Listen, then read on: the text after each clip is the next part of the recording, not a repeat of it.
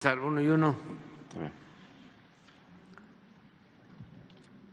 Gracias, muy buenos días, presidente. Ramón Flores, del Centinela Informa and the Humanoid de Inglaterra. Buenos días, Liz, y buenos días, presidente. Presidente, aquí ya le han hecho diversas denuncias, incluso un servidor hace aproximadamente casi 3 años. Le dimos a conocer el caso de los notarios. Yo incluso le nombré el cártel de los notarios. Usted me comentó que no podíamos meter a todos en el mismo bote, pero bueno, hace unos días detuvieron al notario 48 de Oaxaca vinculado al cártel del despojo. Por ejemplo, también en Sonora ya está investigando la fiscalía a 3 notarías en Sonora, una de ellas ya está inhabilitada, pero actualmente existen 113 notarías públicas, de las cuales las patentes de 87 pertenecen a hombres y 26 corresponden a mujeres. También el día de ayer el jefe de gobierno, Martí Batres, dio a conocer que la corrupción inmobiliaria en la Ciudad de México ya es delito y se penaliza hasta con 20 años de prisión. Presidente, también lamentablemente mi familia ya fue víctima del despojo. Yo le comenté a Jesús, a mi hermano le despojaron de un terreno allá en Tijuana hace aproximadamente un mes. Llegó gente armada a sacar a familiares de nosotros del terreno. Y yo le quiero hacer la pregunta puntual. ¿Qué se necesita hacer en este país, presidente, para que en realidad el despojo sea ya un delito grave? ¿Qué se necesita? Porque sabemos que estamos en elecciones y no se le puede hacer la pregunta si se puede hacer una reforma, pero ¿qué se necesita en este país para que en realidad los notarios entiendan por las buenas que no deben de participar en los despojos? Porque una parte esencial son los notarios, presidente. ¿Qué nos puede responder respecto a los despojos? Bueno, tiene que ver con las autoridades, tanto locales como la autoridad federal, y con la fiscalía. Los ciudadanos tienen que presentar denuncias cuando hay estos fraudes, estos despojos. Ayuda también el que las asociaciones de notarios, porque está de por medio el prestigio de muchos notarios, no todos son corruptos. Yo hablaba ayer, antier, de cómo en el caso de la Ciudad de México había, en el tiempo que yo fui jefe de gobierno, no sé qué sucedió posteriormente, pero considero que siguió actuando bien la Asociación de Notarios. Había un control, un autocontrol entre los notarios y cuidaban el prestigio de estos servidores públicos, porque son servidores públicos, que tienen una licencia para ejercer, para llevar a cabo una función. Entonces, pues todo eso se tiene que seguir haciendo y continuar denunciando todos estos actos de corrupción, porque sí, anteriormente se prestaban notarios para hacer fraudes, para hacer escrituras falsas, y era una red que tenía que ver también con los registros públicos. Todavía se padece esto bastante en Quintana Roo, donde tienen muchos problemas en el registro público de la propiedad. Todo eso hay que limpiarlo, tiene que ver con corrupción. Lo de los fraudes inmobiliarios también, en algunos casos participan notarios. Yo recuerdo que cuando me exigía la Suprema Corte que pagara una indemnización de 1.810 millones de pesos. Me acuerdo porque es un año histórico, 1810, por un terreno, el paraje San Juan, que supuestamente lo había expropiado el gobierno, creo que de Salinas, y no habían pagado la indemnización. Entonces apareció un dueño del terreno, ahí intervinieron notarios, falsificaron la escritura,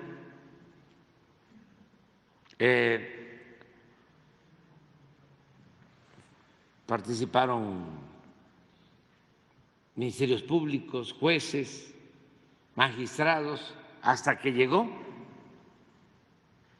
a la Suprema Corte y ya me emplazaron a que tenía que pagar los 1.810 millones de pesos. Entonces investigamos y encontramos que era un fraude. Padecí toda una campaña en ese entonces de que yo no cumplía la ley, porque ya era un caso juzgado, aún a sabiendas de que era un fraude.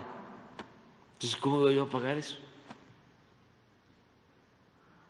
Y en efecto se demostró que todo lo habían fabricado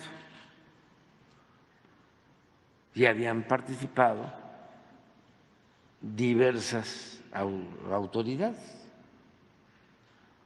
Eran terrenos nacionales, no era propiedad privada. Pero como se enteraron de que se quería regularizar esa zona ya muy poblada del paraje de San Juan, pues querían cobrar.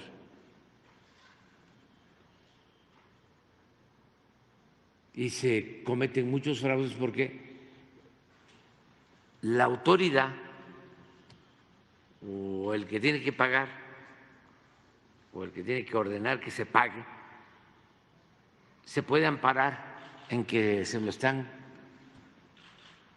exigiendo las autoridades judiciales, porque si no lo destituyen. Hay un desacato. Entonces, ¿qué sucede? Que llegan con un soborno a la autoridad. Entonces, le entregan dinero, esa autoridad corrupta no va a tener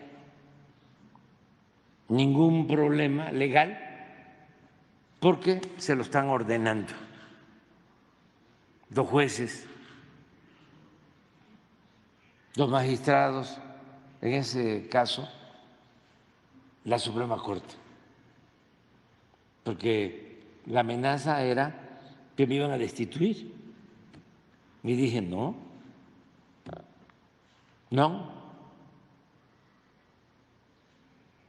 y les ganamos, como ganamos otras, pero era muy común eso. Y tenía que ver con notarios. Posteriormente eso se fue resolviendo. Sin embargo, todavía hay estos casos y hay que seguirlos denunciando y hay que seguir limpiando de corrupción. Sí. Presidente, ¿se puede crear un consejo ciudadano para regular a los notarios? Ellos tienen sus asociaciones. Yo creo que si un grupo de ciudadanos, como tu caso, presenta un escrito a estas asociaciones, hay además una asociación nacional de notarías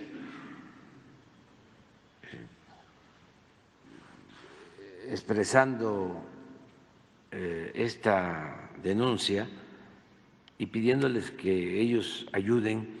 Deben de tener inclusive hasta una comisión de vigilancia,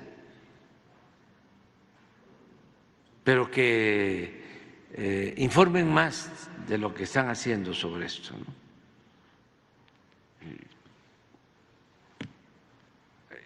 Y sí hay notarios, bueno, quienes todavía, pero ya menos, trabajaban en el gobierno. Yo creo que la mitad de los notarios recibieron las notarías después de ocupar un cargo en el gobierno. Eso se tiene que eliminar. Los que eran procuradores son notarios, secretarios de gobierno, notarios. Hagan la investigación ustedes. Es interesante. Los que estaban de jueces, notarios. Los de los colegios de abogados, notarios.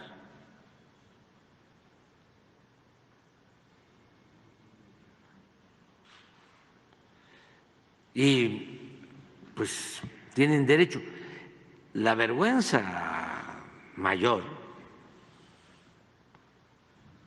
porque todo es cuestionable, pero terminaba un gobierno estatal y ya al final a entregar notarías a los que estaban trabajando en el gobierno en asuntos legales.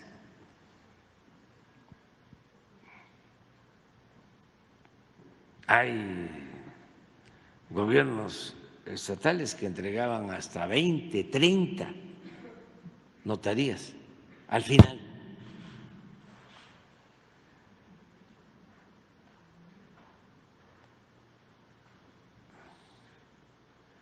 Hay que seguirlo denunciando.